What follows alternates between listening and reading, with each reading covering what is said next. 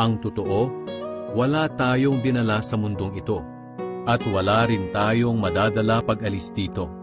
Kaya kung mayroon na tayong pagkain at pananamit, dapat na tayong makontento. Ang mga taong naghahangad yumaman ay nahuhulog sa tukso, sa isang bitag ng mapanira at walang kabuluhang mga hangarin na nagdadala sa kanila sa kapahamakan.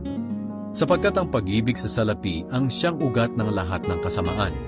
Ang sobrang paghahangad ng salapi ang nagtulak sa iba na tumalikod sa pananampalataya at nagdulot ng maraming paghihinagpis sa buhay nila. Ngunit ikaw bilang lingkod ng Diyos, iwasan mo ang mga bagay na iyan. Sikapin mong mamuhay ng matuwid, banal, may matibay na pananampalataya, mapagmahal, mapagtiis, at mabait sa kapwa. Ipaglaban mong mabuti ang pananampalataya.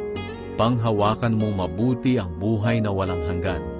Dahil tinawag ka ng Diyos para sa buhay na ito, nang ipahayag mo ang pananampalataya mo sa harap ng maraming saksi.